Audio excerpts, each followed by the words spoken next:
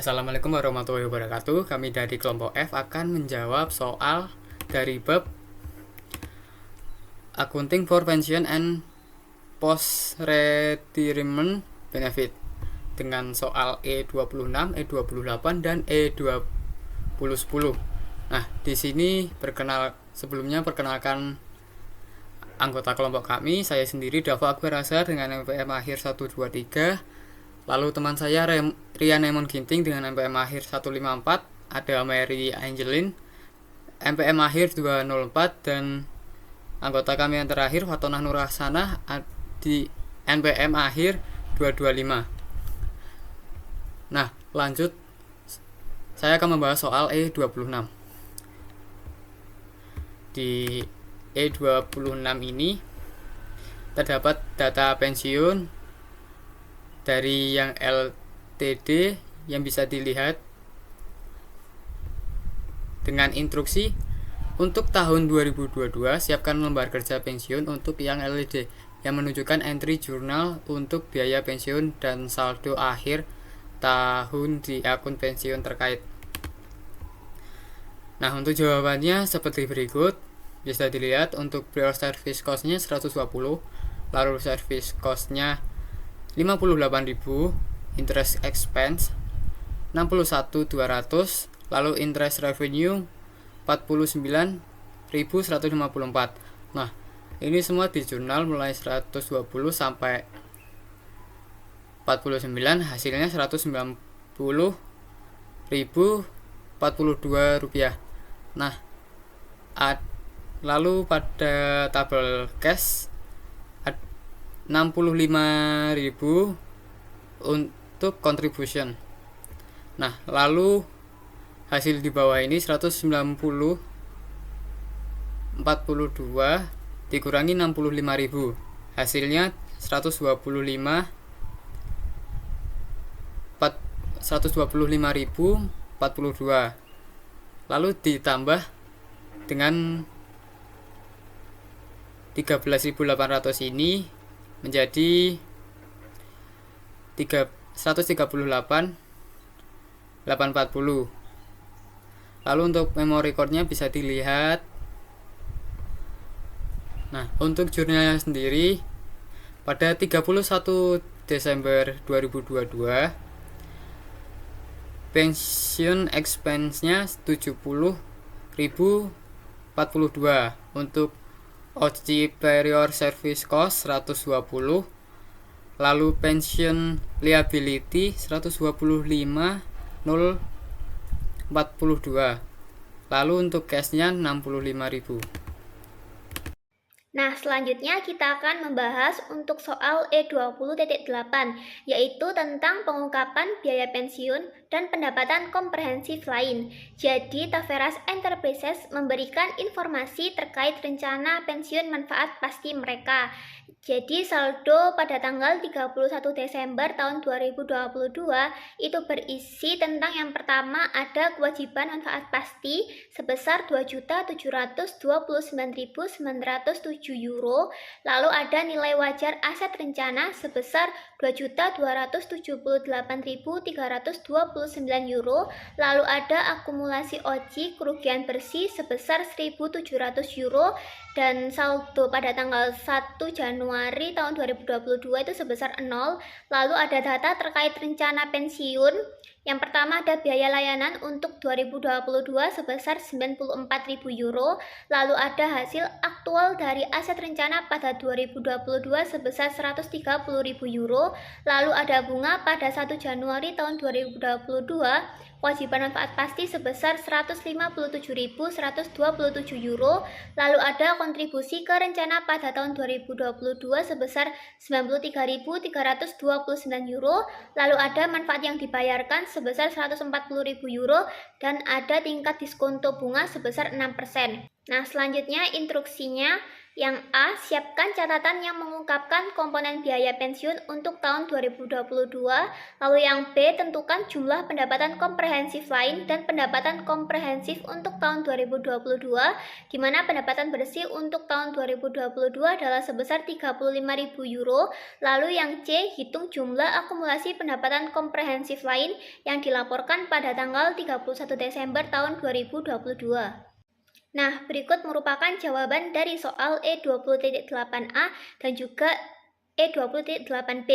Nah, yang pertama kita akan membahas untuk jawaban E20.8a. Jadi yang pertama kita menghitung komponen biaya pensiun Taveras Enterprises tahun 2022. Yang pertama ada service cost sebesar 94.000 euro, lalu ada interest expense sebesar 163.794 euro didapat dari 2.729.907 euro dikalikan dengan 6%. Lalu ada interest revenue sebesar minus 136.700 euro didapat dari 2.278.329 euro dikalikan dengan 6%. Lalu kita total semuanya, jadi total biaya pensiunnya sebesar 121.095 euro. Nah, selanjutnya untuk comprehensive income Taveras Enterprises tahun 2022, yang pertama ada net income sebesar 35.000 euro, lalu ada other comprehensive loss sebesar 6.700 euro, jadi total pendapatan komprehensifnya sebesar 28.300 euro. Nah, sekarang kita langsung akumulasikan dari pendapatan komprehensifnya, di mana beginning balance-nya itu 0, dengan other comprehensive income itu adalah 6.700. Nah, akumulasi dari other comprehensive-nya adalah kita langsung kurangin aja dari beginning balance di kurang other comprehensive income, sehingga akumulasi dari other comprehensive income itu adalah minus 6.700. Nah, di soal yang ke bagian E20.010 itu ada pension expense, di mana di sini ada dijelaskan bahwa ini memiliki sebuah rencana pensiun manfaat pasti untuk karyawannya. Berikut adalah data mengenai operasi rencana di tahun 2022. Yang pertama itu adalah ada value dari aktuaria dari manfaat masa depannya pro karyawan untuk jasa diberikan itu sekitar 56.000 di tahun 2022, dan kebijakan pendanaan perusahaan mengharuskan kontribusi kepada wali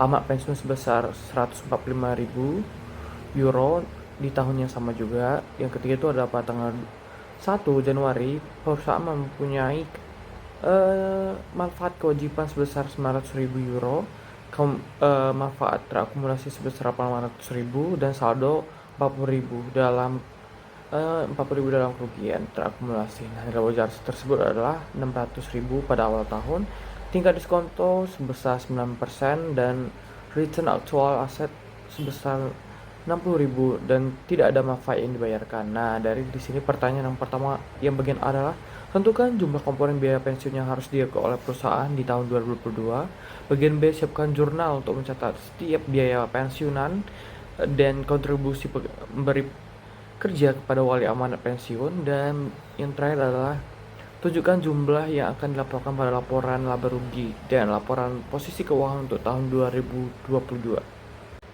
Nah, yang pertama ini adalah service cost. Nah, dari service cost ini ada sebesar 56.000, dan kita cari interest cost-nya itu adalah yang pertama itu adalah kan ini 900.000. Nah, dikaliin aja dengan 9%, sehingga interest cost itu sebesar 81.000. Nah, ekspektasi dari return on pen asset itu adalah 54.000, sehingga ketika kita total 56 tambah 81.000 dikurang 84.000 adalah sebesar 83.000.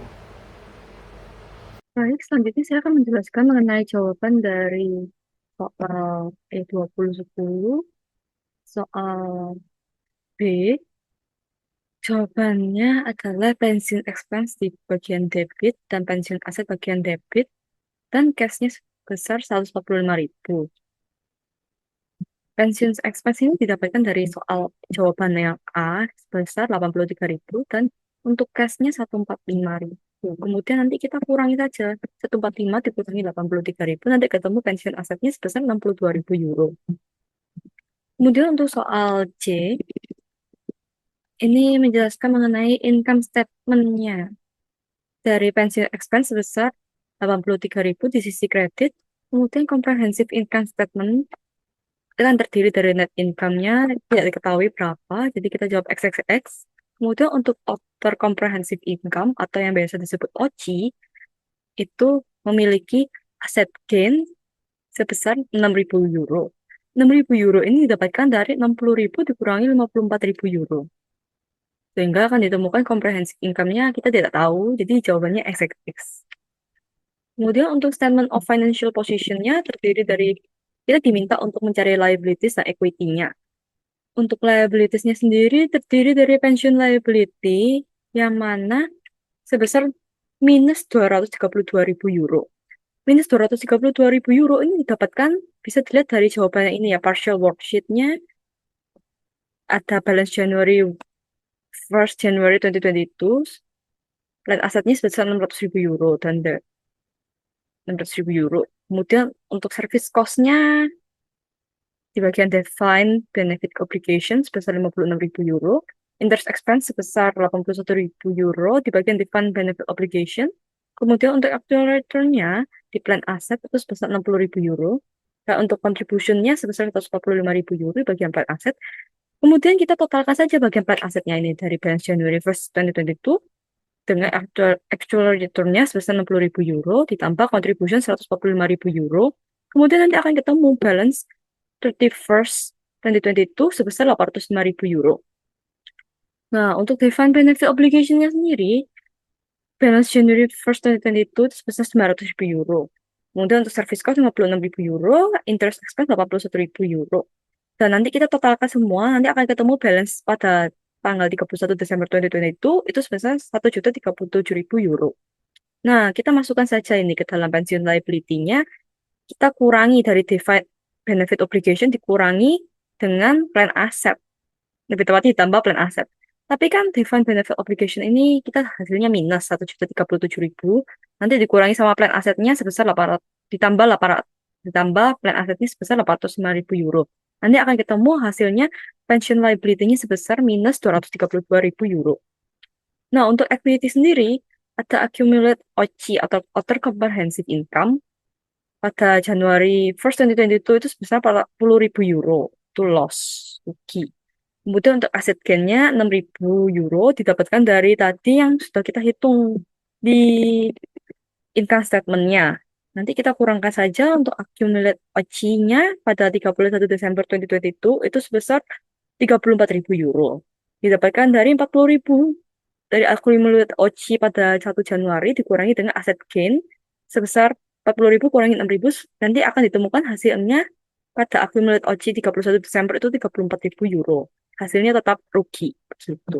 Sekian presentasi dari kelompok kami. Mohon maaf apabila ada salah kata dan perbuatan. Terima kasih telah mendengarkan.